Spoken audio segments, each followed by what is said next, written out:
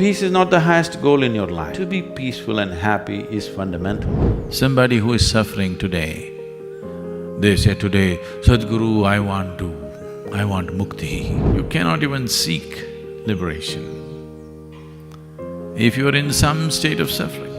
If you are capable of going through this world joyfully, then you could talk about going beyond. If you're not even capable of going through this joyfully, talking about beyond is no good. One thing that human being values most is freedom, isn't it? So if life is throbbing within you, you are not willing to live within any limitation or any compulsion, it doesn't matter how pleasant it is. You have no choice whether I want liberation or not.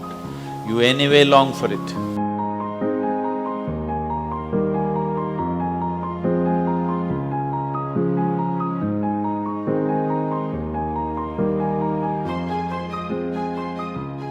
How we experience the process of life is now, for the first time as a human being, it's in our hands. Never before it was in our hands. In the process of evolution, all these millions of life forms that this might have gone through, in none of those forms we had the freedom to choose our experience. Even now, we don't have absolute choice to choose our situations, but we have been given the freedom to choose our experience. Whatever kind of deal, the inner deal, we can strike a good deal, a fabulous deal, whatever may be the outside deal. This one huge step of consciousness sets a human being apart. No other animal is able to determine the nature of his experience. The outside situations are good, they're fine, if they're not good, they're gone. But this one is capable of having an inner situation the way he wants it, no matter what may be happening around him.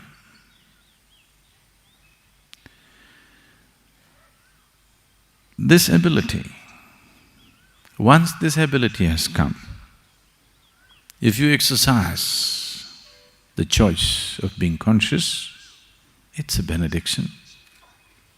If you do not, it is magnified misery compared to any other creature on the planet. No other creature on this planet suffers the way a human being suffers, isn't it so?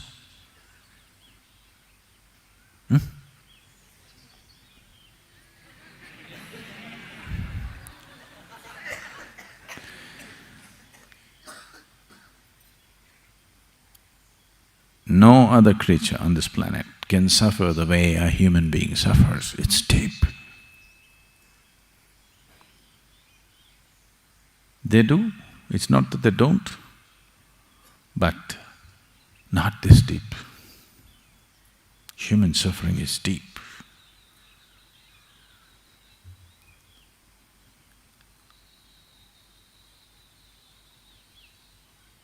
This suffering is as deep as it is. Not because life is suffering. A lot of people have come to this. So if life becomes very sweet and beautiful within you, the experience of life, the more blissful it becomes, more the longing for transcendence. People are always thinking, the suffering will seek. No. Those who are suffering, if you dangle a little bit of pleasure here, they will run after that. It's only one who is absolutely blissful, who will go straight in the path because nothing bothers him, nothing interests him. He's already in the most pleasant way a human being can be. Now he wants to go beyond, nothing else. Somebody who is suffering today, they say today, Sadhguru, I want mukti. Their idea of mukti is freedom from suffering? No. Mukti is not freedom from suffering. You cannot even seek liberation if you are in some state of suffering. If you are suffering, all you will see, all you will seek is the sweetness of pleasure and happiness, nothing more. Peace is not the highest goal in your life, it is the most fundamental requirement. Don't ever set peace as the highest goal. If you do that, you will only rest in peace.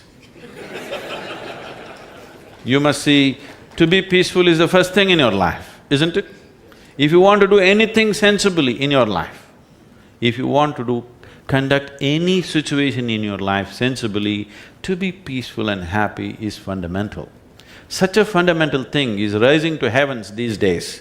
People think they're going to be peaceful somewhere else, not here, because you have never paid attention to this machine, never paid attention to the internal mechanism of how a human being functions, what is the basis of everything that's happening within you. It takes a little bit of attention. That's why our basic program is called as inner engineering. We have engineered the whole world the way we want it. Much comfort and convenience has come, but well-being has not come, isn't it? Because well-being will not come. Well-being will come only when this is engineered the way you want it. Only then you will know well-being. In your book you have written, this is the minimum thing to do in life is Yes. be happy. Yes. And if I do that in the entire life, will I be fulfilling my life? No. No, I didn't say that. I said, if that is not possible, forget realization and all that nonsense. It's not even in your sphere. If you are capable of going through this world joyfully, then you could talk about going beyond. If you're not even capable of going through this joyfully, talking about beyond is no good. There is no way, I'm telling you. There is simply no way. For a person who is constantly creating inner battles all the time, how will he deal with the bondages of life and how will he transcend that? There's no question. It doesn't arise in your life. So first thing is working towards to be a blissful human being. If that happens, the rest becomes very simple. Because a blissful human being, once your happiness is not at stake, anything that's needed you will do, isn't it? Right now you cannot do what's needed because always your happiness is at stake. You are thinking which is the right thing to do, which is the right thing to do. There is no right thing to do in your life. There is no wrong thing to do in your life. If you know how not to make misery out of everything that you do, whatever you're doing is the right thing. If you're making misery out of everything that you do, everything that you do is the wrong thing. So that's the only issue you have to look at. Others are all petty things. What does it matter which way you do it? Why should I work towards, or why should I attain mukti and get myself liberated from birth? Do you see that you seem to be, you're not dead sure about it, but you seem to be something more than this body and this mind? You're not sure, but it seems like that, isn't it? So would you like to know what it is? Why should I know? Well, you feel like that till life knocks you upon your head. Suppose you have to die next moment. You'll die one day, do you know this? Huh? You will die one day. I'm not wishing. You will anyway die. I'll bless you with a long life, but still you will die. With my blessing, without my blessing, you will still die. Is it okay? Is it okay? You will die. Suppose that death is next moment. Will you go joyfully? Now, why should I liberate myself? This is not my idea or your idea. The life within you is always longing to go beyond limitations. Whatever is your present limitation, liberate yourself from that. Whatever your present compulsion, liberate yourself from that. You will notice there's a next level of compulsions. You liberate yourself from that, you will notice a next level of compulsion. If you liberate yourself continuously like this, some point there must be a point where there is no other compulsion within you, isn't it? Is it your desire to live in limitations and compulsions? You can settle for it because you don't have the energy to go. You may say, this is okay. If I just lock you up in this hall, if you're tired and sick, you'll say, Sadhguru, just 2 meals a day if you give me, I don't mind, I will sleep here only, no problem. But if you're young and energetic, no, you want to do something, you want to dig through the earth and go away. Yes or no? If you lost all enthusiasm and energy for life, you will say, Sadhguru, throw some food at me, I will just sleep here for the rest of my life. I don't want liberation, I don't want nothing, I don't want to step out on the street. Just give me some food, I will sleep here, lie down here and die. That is if you lost it all. If life is throbbing within you, you are not willing to settle for that, isn't it? Yes or no? So if life is throbbing within you, you are not willing to live within any limitation or any compulsion, it doesn't matter how pleasant it is. If I decorate this very good and give you good food, don't go anywhere, you will be locked right here. Very good food, well-decorated space, you can't go anywhere. Will you stay here? No. If you are sick and tired, you will stay. If you are alive and energetic, you will not stay, isn't it? That's all it is. If you're alive and energetic, liberation is a natural longing. If you're sick and tired, limitations are okay, as long as somebody gives me something, I'll hang around and go. Doesn't matter, there's one more life or no more life. Is it not important that you go beyond your limitations and your compulsions? This is not somebody's concept, this is the longing of every life. Either it finds conscious expression or unconscious expression, that's all the choice you have. You have no choice to decide whether I want to be free or not. You have no choice whether I want liberation or not. You anyway long for it. If you long for it consciously, it may find fulfillment.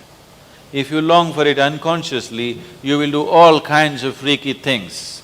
In the name of freedom, you will get drunk, in the name of freedom, you will do drugs, in the name of freedom, you will jump off the mountain and smash yourself. People have done all these things in pursuit of freedom, haven't they? Yes or no? But if you do it consciously, you may find fulfillment. If you do it unconsciously, you may just get lost in the process. I'm just talking about doing your life consciously.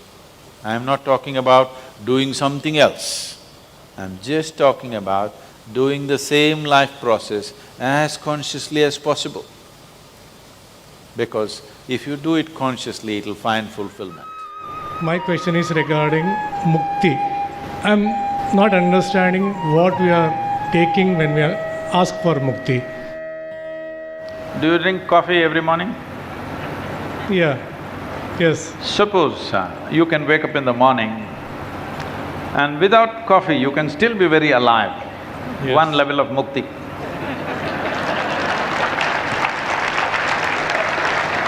Similarly, there are many compulsions.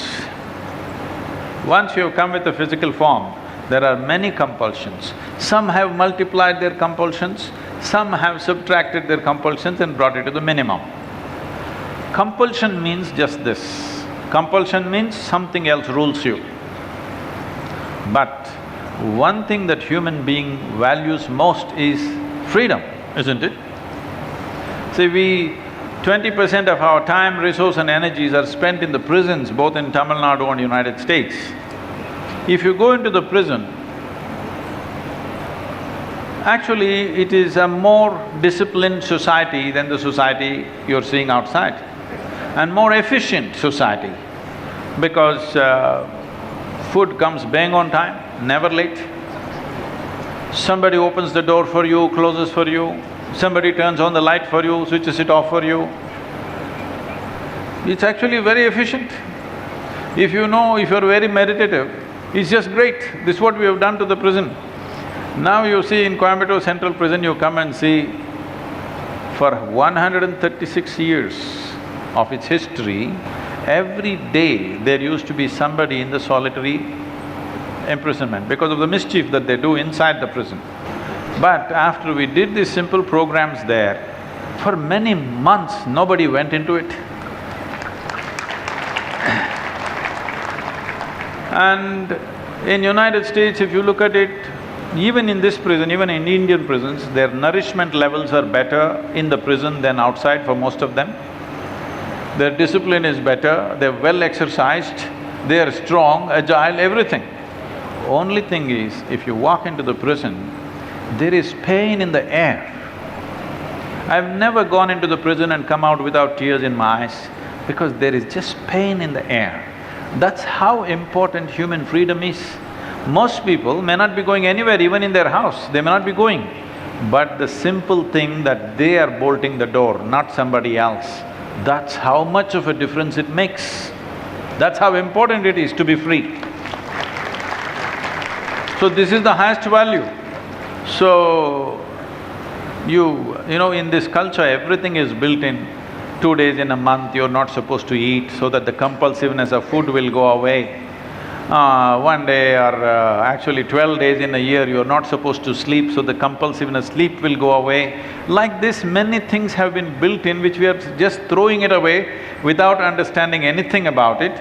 Today, after billion-dollar research happens and they come back to us, now they'll tell us, oh yes, yes, yes, this is a great research. We have looked at life and said, this is the way to exist. Various levels of compulsions. Start working one at a time, become free, become free, become free.